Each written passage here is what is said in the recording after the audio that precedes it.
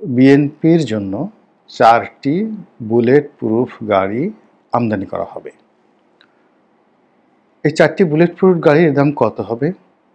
আনুমানিক 30 কোটি বা 40 কোটি টাকা। এর মধ্যে একটি গাড়ি বেগম খালেদা জিয়ার জন্যে, আর একটি গাড়ি জনাব তারেক রহমান সাহেবের জন্য। আর দুটো গাড়ি বড় আকারের মাইক্রোবাস। এই গাড়িগুলো আনা হবে দলের যারা সিনিয়র নেতৃবৃন্দ রয়েছেন, তারা নির্বাচনী কাজে বা অন্য কোনো কাজে যখন ঝুঁকিপূর্ণ এলাকাতে যাবেন, তখন এই গাড়িগুলো ব্যবহৃত হবে। বাংলাদেশের ইতিহাসে এরকম ঘটা করে রাজনৈতিক নেতাদের জন্য বা কোনো একটি রাজনৈতিক দলের জন্য বুলেট প্রুফ গাড়ি কেনা এই প্রথম। আমাদের বাংলাদেশে এই ধরনের ঘটনা কখনো ঘটেনি, আর এই ধরনের গাড়ি কেনার প্রয়োজন হয়নি। তো এই যে গাড়ি কেনার প্রয়োজন হলো, শুধু সেই প্রয়োজনের মধ্যে সীমাবদ্ধ নয়। আমরা আরও যেটা জানতে পেরেছি সেটি হলো বিএনপি নেতাদের সিকিউরিটির জন্য, নিরাপত্তার জন্য আগ্নেয়াস্ত্র ব্যবহার করা হবে। এজন্য প্রাইভেট সিকিউরিটি যারা থাকবেন তারা যেন অবাধে আগ্নেয়াস্ত্র ব্যবহার করতে পারেন, এজন্য স্বরাষ্ট্র মন্ত্রণালয়ে দরখাস্ত করা হচ্ছে বা হয়েছে, এবং এটা খুব দ্রুত সম্ভবত পাশ হয়ে যাবে। অনেকদিন ধরে বিএনপি নেতা জনাব তারেক রহমান সাহেব বাংলাদেশে আসবেন এবং তার আসার জন্য যেভাবে দেশবাসী উদ্গ্রীব হয়ে আছেন, তার দলের নেতাকর্মীরা রীতিমতো পাগল প্রায়। এটা সত্য। আবার তিনি কেন আসছেন না, এটা নিয়ে নানা রকম তর্ক রয়েছে, বিতর্ক রয়েছে। তার মধ্যে সবচেয়ে বড় বিতর্ক যেটি, সেটি হলো তিনি নিরাপত্তাহীনতায় ভুগছেন। নিরাপত্তাহীনতার ত্রিমাত্রিক ঝুঁকি রয়েছে। প্রথম ঝুঁকি, তার দলের যে অভ্যন্তরীণ দ্বন্দ্ব সংঘাত ক্রন্দল রয়েছে। আমার দৃষ্টিতে এটা হলো তার জন্য সবচেয়ে বড় ঝুঁকি, আত্মঘাতী। এবং তার প্রয়াত পিতা শহীদ প্রেসিডেন্ট জিয়াউর রহমান, তিনিও মূলত নিহত হয়েছেন বা শহীদ হয়েছেন মূলত দলের অভ্যন্তরীণ দ্বন্দ্ব সংঘাত নিরসনের জন্য তিনি চট্টগ্রামে গিয়েছিলেন। আর সেই যে তার হত্যাকাণ্ড, সেটার সঙ্গে সামরিক বাহিনী সরাসরি জড়িত, কিন্তু বেসামরিক নেতৃত্বের সঙ্গে তাদের একটা যোগাযোগ ছিল। এবং এখনো পর্যন্ত প্রেসিডেন্ট জিয়ার সেই যে নির্মম হত্যাকাণ্ড, সেই হত্যাকাণ্ড নিয়ে চুলচেরা বিচার বিশ্লেষণ এখন পর্যন্ত কিন্তু হয়নি। এটা হলো একেবারে নির্মম বাস্তবতা। তো সেই ক্ষেত্রে জনাব তারেক রহমান সাহেব, তার মধ্যে একটা আতঙ্ক থাকবে, ভয় থাকবে দলের অভ্যন্তরীণ দ্বন্দ্ব সংঘাত ক্রন্দল ইত্যাদি নিয়ে। দ্বিতীয়ত হলো যে এখানে আওয়ামী লীগ কোনো অবস্থাতেই বসে নেই। তারা প্রতিহিংসা পরায়ণ হবে, তারা চক্রান্ত করবে, এবং তারা যেটা মনে করে যে অতীতে 21শে আগস্টের যে গ্রেনেড হামলা তাদের উপর চালানো হয়েছে, এটা বিএনপি করেছে। আরও স্পষ্টভাবে যদি বলা হয়, তারা প্রকাশ্যে বলে বেড়াচ্ছে এটা তারেক রহমান সাহেব করেছিলেন তৎকালীন সেনা গোয়েন্দাদের সহযোগিতায়। আর এজন্য তারা বিচারও করেছিলেন। সেই বিচারের কাঠগড়ায় তারেক রহমান সাহেবকে দাঁড়াতে হয়নি, তিনি সাজাপ্রাপ্ত হয়েছিলেন, এবং সেটি এখন আদালত খালাস করে দিয়েছেন, তিনি কুল্লো খালাস। কিন্তু ওই যে 21শে আগস্টের গ্রেনেড হামলার যে প্রতিশোধ স্পৃহা আওয়ামী লীগের মধ্যে আছে, এটা বিএনপির জন্য একটা বিরাট থ্রেট। এর কারণ হলো যখন আওয়ামী লীগ সরকারে থাকে তখন এক ধরনের, আর যখন বিরোধী দলে থাকে, বা এখন তো বিরোধী দলও নেই বলতে গেলে, এখন তারা নিষিদ্ধ। তো নিষিদ্ধ অবস্থায় পূর্ব বাংলা সর্বহারা পার্টির মতো কিংবা অন্য কোনো নকশালপন্থী কোনো গুপ্ত সংগঠনের মতো তারা যে কোনো অপরাধ নির্বিবাদে করতে পারে, এবং এই ধরনের অপবাদ তাদের বিরুদ্ধে রয়েছে যে তারা অসংখ্য সেই স্বাধীনতা পূর্ববর্তী এবং পরবর্তী সময় এরকম অসংখ্য প্রতিশোধ তারা নিয়েছে, অসংখ্য ঘটনা তারা ঘটিয়েছে কেবলই মাত্র রাজনৈতিক স্বার্থ হাসিলের জন্য। এবং এই ব্যাপারে তারা অভিজ্ঞ, সিদ্ধহস্ত, কৌশলী, এবং তাদের যথেষ্ট অর্থবৃত্তি এবং কানেকশন রয়েছে এই ধরনের অপকর্ম ঘটানোর জন্য। এটি গেল দ্বিতীয় ভয়। তৃতীয় ভয় হলো আমাদের দেশের দক্ষিণপন্থী অনেকগুলো সংগঠনের উত্থান ঘটেছে।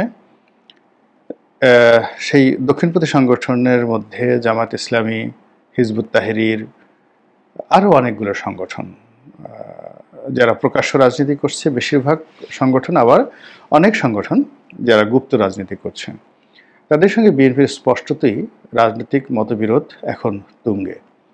কাজেই এ ধরনের দক্ষিণপন্থী ইসলামিস্ট গ্রুপ, রাইটিস্ট গ্রুপ, তারা জনাব তারেক রহমান সাহেবকে আক্রমণ করবেন, এটা যে কোনো মানুষই আশঙ্কা করতে পারেন। এরপর তার সঙ্গে সিআইএর সম্পর্ক, মানে আমেরিকার সম্পর্ক, ডিপ স্টেটের সম্পর্ক, ভারতের সম্পর্ক, এগুলো ভালো না, এ কথাই বেশিরভাগ মানুষ বলছে। ফলে তারেক রহমান সাহেবের নেতৃত্বকে স্টপ করার জন্য নানামুখী এরকম চক্রান্ত হবে উনি দেশে আসার সঙ্গে সঙ্গে। এখন আমার প্রশ্ন হলো যে এত বহুমুখী চাপ, আমি শুধু এই কথা বললাম, কিন্তু আমি আরও অন্তত 20 থেকে 25টি কারণ বলতে পারি, এবং প্রায় সবগুলো কারণই আপনাদেরকে ভাবিয়ে তুলবে যে আসলেই তো এরকম একটা ঘটনা ঘটতে পারে। তো সেক্ষেত্রে 4-5টা পিস্তল, 8-10টা শর্ট গান, কিংবা ধরুন দলের ডেডিকেটেড 100-200 লোক, 4টি বুলেট প্রুফ গাড়ি, এগুলো কি 1 লাখ লোক যেখানে সমবেত, এরকম একটা সমাবেশের নিরাপত্তা বিধান করা, এবং সেখানে এরকম একটা অকারেন্স যদি ঘটে, সেই অকারেন্স থেকে তারেক রহমান সাহেবকে এবং তার সঙ্গী সাথীদেরকে নিরাপদে সরিয়ে আনা বা তাদেরকে প্রোটেক্ট করা, এটি কি সম্ভব? কিংবা ধরুন যেভাবে জন এফ কেনেডিকে গুলি করা হয়েছে, আমেরিকান সিক্রেট সার্ভিসের মতো এত স্ট্রং সিক্রেট সার্ভিস পৃথিবীতে কল্পনাই করা যায় না, বাংলাদেশ তো প্রশ্নই আসে না। তো সেই সিক্রেট সার্ভিসের মধ্যে থেকেও আমেরিকার মানে দুইজন বিখ্যাত এবং জনপ্রিয় প্রেসিডেন্ট একেবারে সঙ্গে সঙ্গে মারা গেছেন। একজন হলেন আব্রাহাম লিঙ্কন, আরেকজন হলেন জন এফ কেনেডি। তো সেক্ষেত্রে সেই তারেক রহমান সাহেবকে যদি এই ধরনের আততায়ীর হাত থেকে বাঁচাতে হয়, তাহলে তো তার পুরো শরীর বুলেট প্রুফ জ্যাকেট লাগবে, তার মাথা থেকে একেবারে পুরো মস্তক মোবারক সে আগের দিনে যুদ্ধের ময়দানে যেভাবে শিরস্তান পরে সেই জুলিয়াস সিজার যেতেন, নেপোলিয়ন বোনাপার্ট যেতেন, ঠিক সেই রকমভাবে প্রস্তুতি নিয়ে তাকে মাঠে যেতে হবে, অথবা তাকে বুলেট প্রুফ একটা গ্লাস, সেই গ্লাসের মধ্যে রেখে তারপরে সেখানে তিনি জনসভায় কথাবার্তা বলতে পারেন, বা মানে যদি এরকম ব্যবস্থা নেন তুলনামূলকভাবে দেখা গেল যে ঝুঁকি কম হয়। এখন এই যে ভয়, এই যে আতঙ্ক, এটা দিকে আসলে রাজনীতি সম্ভব? কখনোই সম্ভব হয় না। রাজনীতি একটা ওপেন ময়দানে হবে, রাজনীতি তর্ক বিতর্ক, প্রতিযোগিতা, ধাওয়া পাল্টে, এমনকি ছোটোখাটো মারামারি, চেয়ার ছোড়াছুড়ি, এগুলো খুব অহরহ বিষয়। কিন্তু কোনো রাজনৈতিক নেতাকে কেন্দ্র করে যদি আততায়ী ঘুরে, তাহলে সেই আততায়ী ইচ্ছে করলে দিল্লির লাল কেল্লা ভেদ করে সম্রাট আকবরের দরবারের সামনে গিয়ে তাকে সিংহাসনের উপর বসে ছুরিকাঘাত করতে পারে, এবং করেছে। আততায়ী যদি টার্গেট করে, তাহলে নাদির শাহের মতো বা আহমদ শাহ আবদালির মতো পৃথিবীর বিশ্বজয়ী সমরনায়ক, তারাও আততায়ীর হাতে আহত হয়েছেন এবং নাদের সাথে খুনি হয়েছেন। আহমদ শাহ আবদালিকে তিনি যখন সিংহাসনে বসা, তখন তার উপর আক্রমণ চালানো হয়েছে। এরকম অসংখ্য ঘটনা। পরপর 4 থেকে 5 বার সালাউদ্দিন আইয়ুবী, সেই ক্রুসেডের নেতা, মিশরের বাদশাহ, তার প্রতি আক্রমণ চালানো হয়েছে, এবং কোনো মতে তিনি প্রাণে বেঁচে গিয়েছেন, এবং সিংহাসনে বসা অবস্থায় পথে ঘাটে ময়দানে, এমনকি তিনি যখন তার স্ত্রীর সঙ্গে একান্তে সময় কাটাচ্ছিলেন, তখনও তার উপর আক্রমণ চালানো হয়েছে। তো কাজেই আততায়ী যেখানে আছে, সেই আততায়ীর সমাজে নেতা কখনো, এখানে বলা হয়, নিরাপদ থাকতে পারে না। কোনো বুলেট প্রুফ গাড়ি কেউ তাকে রক্ষা করতে পারবে না। এই আতঙ্ক বিএনপিকে তাড়া করে ফিরছে। দ্বিতীয়ত, সেনাবাহিনী, পুলিশ থেকে শুরু করে যে সকল সমস্যা তৈরি হয়েছে, পুলিশের বলা হয়ে থাকে প্রায় সবাই আওয়ামী লীগের লোকজন। তো তারা সঙ্গত কারণে যদি এরকম ডেডিকেটেড একজন হারুনের মতো, একজন মনিরের মতো লোক এখনও একেবারে ঘাপটি মেরে পুলিশের মধ্যে থাকে, এবং আওয়ামী লীগের জন্য যদি এরকম কোনো ঝুঁকি সে নেয়, কীভাবে সেটা মোকাবেলা করবেন? একইভাবে সেনাবাহিনীর সঙ্গে তার সম্পর্কর কথা আমরা সবাই জানি, তিনি নিজেও স্বীকার করেছেন। তার সেই দুঃখ, তার বেদনা, তার পরিবারের বেদনা, এখানে তার ভাইয়ের মৃত্যু, তার মায়ের দুরবস্থা, তার বাড়ি ভাঙা, তার নিজের কোমর ভাঙা থেকে শুরু করে আরও অনেক কিছু। এগুলো কি বুলেট প্রুফ গাড়ি দিয়ে মোকাবেলা করা সম্ভব? অবশ্যই নয়।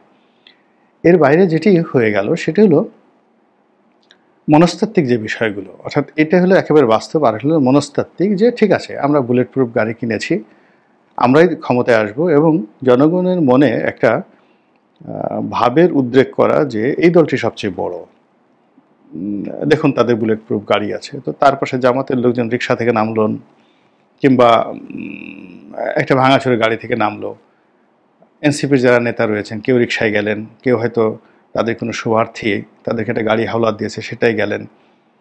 এভাবে আসলে রাজনীতি হবে না। তখন তারাও চাইবে যে আমাদেরকে বুলেট প্রুফ গাড়ি দেওয়া হোক।